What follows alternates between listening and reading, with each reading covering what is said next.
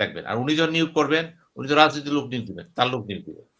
এই যে নিয়োগগুলো আসতেছে দেখেন, গোড়াতে যেটা বলছেন বাজদার ভাই, রাজনীতি। অর্থাৎ রাজনীতিবিদরা যদি মনে করে যে একটা সুশাসন, একটা রুল অফ ল প্রতিষ্ঠা। দরকার এবং বিচার বিভাগ আমরা হাত দেব। যেহেতু একটা বিরাট সংখ্যক আইনজীবী রাজনীতি করে, সব দলই করে এবং তারা এটা চাপে না। এখন চাচ্ছে এই লোকই যখন এই বনে অ্যাটর্নি জেনারেল ছিলেন, আসাদুজ্জামানের কথা ধরেন, উনি এখন এমপি হতে গেলেন, অনেক এমপি হয়ে গেলেন, এমপি হয়ে পদ পেয়ে গেলেন, মন্ত্রী হয়ে গেলেন। উনি কিন্তু বিচার বিভাগের স্বাধীনতা নিয়ে এত কথা বলবে না, বলবে না। এটা হচ্ছে উনি উদাহরণ দিলাম, দ্বিচারিতা। এই দ্বিচারিতাকে আনিছিল আইনজীবী ছিল না? না। মানে সবাই তার মধ্যে আহমেদ ছিল না। চিন্তা মির্জা গোলাম হাফিজ ছিল না। তারা তো চালায় গেছে এগুলো। তো বিভিন্ন সময় দেখেন ক্ষতিটা হচ্ছে কিন্তু রাজনীতি থেকে। আবার যিনি রাষ্ট্রনায়ক থাকেন, রাজনীতি প্রধান থাকেন, তিনি সব বিষয়ে অভিজ্ঞ হন না। তার অ্যাডভাইজার গ্রুপ থাকে, তাকে বুঝানো হয় এবং আমরা দেখেছি অতীতে যিনি প্রধানমন্ত্রী হয়ে যান, তাকে ঘিরে ফেলা একটা চক্র এবং সেই চক্র এক সর্বগ্রাসী। অর্থনীতি বোঝে, রাজনীতি বোঝে, সমাজ সব বোঝে তারা এবং তাদের প্রভাবে চলে অনেক কিছু হয় না, অনেক কিছু হয় না। এই জন্যই বললাম যে আমরা চাইলেও সব কিছু পাবো না। সাগর রুনির কথা বলেছেন। তো সাগর রুনির হত্যাকাণ্ডের বিচার কতবার হইছে? ১১৮ বার। 22 আরো বার। 122 বার। ১২২ বার। পেছনে। আরো যাবেন। এই সাগর রুনিকে বিক্রি কইরা যিনি মন্ত্রী হয়ে গেলেন, adviser to the prime minister, এটা হলো কে? বিখ্যাত সাংবাদিক। উনি মুখ-চুপ হয়ে গেল। এই যখন আদান-প্রদানে চলে যাবেন, এটা হবে না তো। এটা হবে না বলেই কিন্তু কথাগুলো এভাবে বলা হচ্ছে কিন্তু। হয় নাই। আপনি বলেছেন হাদির কথা বললেন। তো হাদির ব্যাপারটা তো বিরাট ব্যাপার এটা। যত মিছিলই করেন, যদি মিছিল করেন সেটা তখনই জায়েজ হবে যদি ক্ষমতাসীন গোষ্ঠী মনে করে এই মিছিলটা আমাদের পক্ষে যাবে। ইয়েস, বিপক্ষে যাবে। বাইরে এগুলো সব সাইজ করে দিবে। সুতরাং হাদি ইস্যুটা যতটা মানুষের আবেগকে দিয়েছে, বাস্তবে সেটা না। এত তদন্ত হচ্ছে, এত কিছু হচ্ছে, হাদি কোন জায়গাতে গেছে, কোথায় বসে রয়েছে, কি দা ভাত খেয়েছে, কদিন চলছে, সব আইসা পড়ছে। আসে নাই কি? হাদি নাই। হাদি নাই। হাদি পালায় গেল, পুরো রাষ্ট্র বসে আছে। পারছে না। সব ইনভেস্টমেন্ট বন্ধ হয়ে গেছে, পারছে না। পারছে। ধরবে না। যেমন ধরেন মানি লন্ডারিং কারা করছে? বাংলাদেশ ব্যাংক তো চেষ্টা করতেছে। তারা জানে কে করছে। কি কারণে বাংলাদেশ ব্যাংক থেকে রাতের অন্ধকারে লাইসেন্স বাইর করে দেওয়া হয়? রাতে টাকা ৩০,০০০ টাকা ছাপায় দেওয়া হয় একটা ব্যাংকে। কে দিচ্ছে? সরকার প্রধান যদি বিভিন্ন জায়গায় এমন লোক বসা রাখে যে আমি যা বলবো তাই করবো, আইন বলবো না। আইন মানে আমি। Who is the constitution? I myself is the constitution. যখন সরকার প্রধান বলবে আমি হলাম শাসন দাঁড়ায় থাকে, প্রতিবাদ করবে না তো, তাই হবে। আজ পর্যন্ত শুনছেন ২-১ টা মন্ত্রী পদত্যাগ করছে নীতিগতভাবে? মাজার ভাই কি জানেন করছে? আপনার জানা আছে? আমার জানা নেই। না। করে নাই। এই যে করে নাই, এটা হয় নাই। আমরা দেখেছি, আর পদত্যাগ না করলে পলাইতো গেছে, এটা তো দেখছি আমরা। আমরা দেখেছি বিচারপতি বিএসসি দিকে। পলাই গেছে তাও তো ইয়ের পরে। আমি বলছি হ্যাঁ।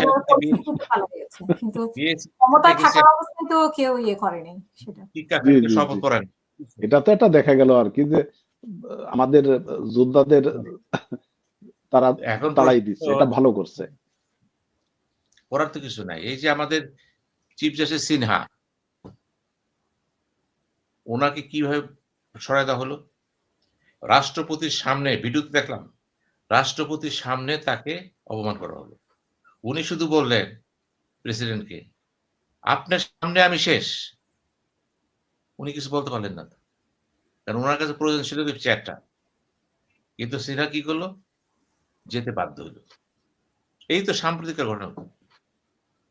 এগুলি কেন ঘটছে? এগুলি বিচার বিভাগ। কথা বলবে কে? যখন অপোজিশনে থাকবেন গলা ফাটা বানাবেন, যখন সরকার পক্ষে যাব সব ঠিক আছে। হাদির বিচারটা কিন্তু সহজ হবে না। এখন জাতিসংঘ দিয়েছে। কেন আপনাকে বিচার দেওয়া হলো? আমরা কি এতই দুর্বল জুডিশিয়ারি আমাদের? এত আমাদের আইনজীবী নাই। গোয়েন্দা সংস্থা নাই, আমার রিপোর্ট করার লোক নাই, ভালো অফিসার নাই, কাজ করতে পারে, জাতিসংঘে চলে গেল। এটা তো আমাদের জন্য অপমান, বিরাট। এই জুলাইয়ের রকম অপমান তো এটা। এখনো বাংলাদেশে এমন সমস্ত গোয়েন্দা কর্মকর্তা আছে, তদন্ত কর্মকর্তা আছে, যারা প্রমাণ করতে পারে ইয়েস ইট ইজ ট্রু।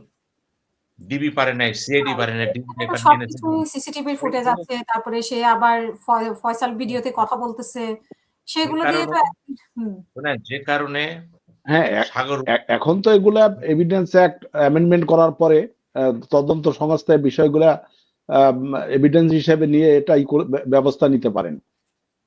আপনার কাছে বলি, আপনার হাতে যাই আছে, আপনি একেবারে খালি না তো। এত বড় রাষ্ট্রে এতগুলি সংস্থা, এতগুলি এক্সপার্ট, ট্রেনিং প্রাপ্ত, এত ডিগ্রিধারী লোক, একজনও পারলো না তদন্ত শুরু করতে। 122 বার লাগে। এই জন্য লাগে রাষ্ট্র চাচ্ছে না। রাষ্ট্র যদি না চায়, চিফ জাস্টিস যেহেতু এই রাষ্ট্রের একটা অংশ, এই কালচারের একটা অংশ, এই জুডিশিয়ারি একটা অংশ, এই সিস্টেমের একটা অংশ, উনিও পারবেন না। তাহলে যে দেশে চিফ জাস্টিস হইতে কে, সেখানেও তদবির হয়। আর চান কি আপনি? ওখানে থাকে না কিছু, তো নিচের দিকে আমি গেলামই না। শেষ করবো সিনেমা। এই ব্যাপারগুলো দেখেন, একটা ভালো ঘটনা ঘটছে, সেপারেশন হয়। আইন মন্ত্রণালয়ের যে তদবিরটা ছিল বিচারপতিদের উপরে, রাজদের উপরে, এটা হয়তো কিছুটা কমবে। দেখার ব্যাপার, কমবে আমি বলছি, বাস্তবে কি আবার অন্য রূপে দেখা দিবে?